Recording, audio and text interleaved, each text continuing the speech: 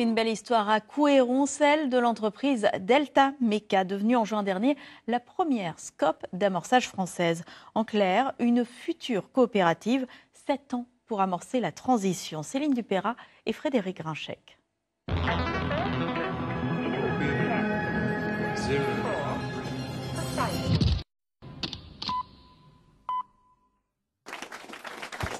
Ce jour-là, la vie de 35 salariés bascule. Une signature en bas de page et les voilà actionnaires de leur entreprise. Ils ont investi 5 000 € chacun et beaucoup de leur temps. Tu fais ce que tu veux avec. Et de toute façon, tu es un ambassadeur de l'entreprise. Maintenant. On est tous des ambassadeurs de l'entreprise. Certains de ces métallos ont hésité. Difficile lorsqu'on est élevé dans la culture ouvrière depuis toujours de devenir patron. Il y avait des freins chez certains, il y avait des réticences, un peu de crainte, mais on a travaillé tout ça en mettant en place un plan de formation. Et il y a eu beaucoup de dialogues, beaucoup d'échanges, et puis on avait déjà quand même une organisation qui était très, très ouverte et où chacun pouvait participer à des groupes de travail ou des groupes de réflexion. Donc on pousse le bouchon un petit peu plus loin, mais il y avait déjà une organisation qui allait dans ce sens-là. Mireille et Christian, les dirigeants de Delta Meca, ont commencé en 2008 dans un minuscule hangar à Vigneux de Bretagne. Aujourd'hui installés à Couëron, ils sont spécialisés dans les pièces d'usinage. Dès le départ, ils avaient en tête de monter une SCOP, mais ils voulaient d'abord faire leurs preuves.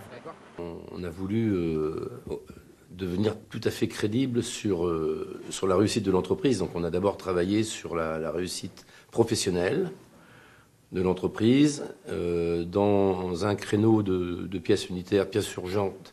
Donc il a fallu avoir un effectif, une organisation hors pair, être très professionnel. Et à partir de ce moment-là, du fait que l'entreprise fonctionnait bien, on a commencé avec Mireille à réfléchir sur l'actionnariat salarial. C'était au départ l'idée première, c'était que nos salariés, nos collègues deviennent actionnaires. Avec 4 millions € de chiffre d'affaires l'an passé, la société tourne à bloc. Elle est en constante progression, un argument de poids pour associer l'ensemble de l'équipe au projet. La réaction, c'était oui, mais comment et avec qui? Avec qui en tant que salarié, avec lesquels? Parce que mine de rien, on n'a pas les mêmes façons de voir les choses, on n'a pas forcément les mêmes façons de travailler, même si on bosse dans la même boîte. Et du coup, mes premières réactions, c'était celle-là. C'était oui, un gros oui, mais avec qui et comment? Et peut-être qu'ils veulent l'avoir, hein, c'est 200 tonnes, ils veulent l'avoir. Moi, ça fait 10 ans que je travaille dans le bâtiment et le projet m'a tout de suite séduit. Donc, c'est l'envie d'en découdre avec le milieu, l'envie de donner tout ce que je pourrais donner à l'entreprise et une fierté aussi d'être associé maintenant dans l'entreprise. Voilà. Est-ce que maintenant que vous êtes associé, vous la regardez différemment, cette entreprise, quand vous regardez l'atelier là? J'ai l'impression que c'est plus la mienne. Tout le monde est responsable au final de son travail. Et tout le monde doit avoir une vision même du travail des autres. Pour saluer cette aventure pour l'instant unique en France, la secrétaire d'État chargée de l'économie sociale et solidaire a fait le déplacement. Dans l'atelier, elle s'intéresse très vite aux plus jeunes associés. Benoît, 17 ans. Il a multiplié les échecs scolaires, un parcours fait de rupture, mais aujourd'hui le Nantais a enfin trouvé sa voie. C'est vrai que c'est le symbole. Mais oui, bien sûr, non, mais de participer en fait à la gouvernance de son entreprise, pour prise de décision, c'est important ça. Hein, même pas 18 ans. Et puis c'est motivant de pouvoir discuter tous ensemble des projets de développement, des projets d'avenir. Et dès le début de mon apprentissage, on m'a fait confiance. Le principal, c'est la confiance. Et quand on te fait confiance, on te donne un peu de liberté. On a du poids sur les épaules, certes, mais ça nous donne un peu de liberté. Et c'est là qu'on se sent bien. Puis, bien sûr, l'ambiance, des bons collègues, des gens gentils, prêts à donner un coup de main, à t'expliquer quand il faut. Et c'est ça qui t'aide à aller vers le haut, c'est sûr.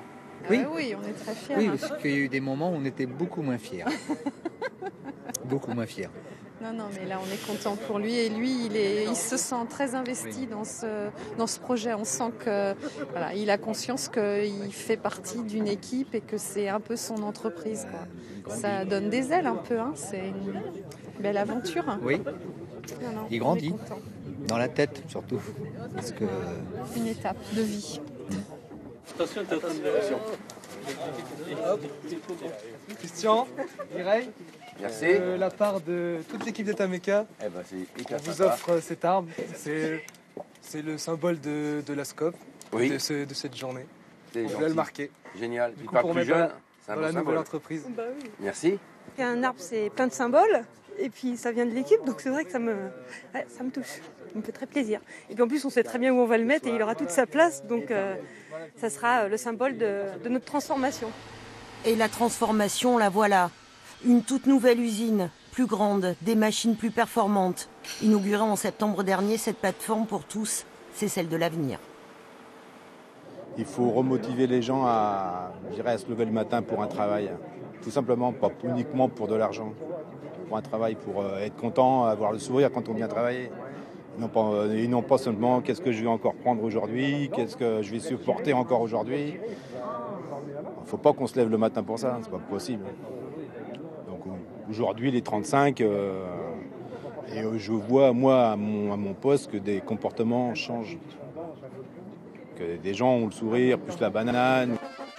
Tous ont conscience qu'il faudra du temps pour apprendre. La transmission se fera en douceur sur 6 ans.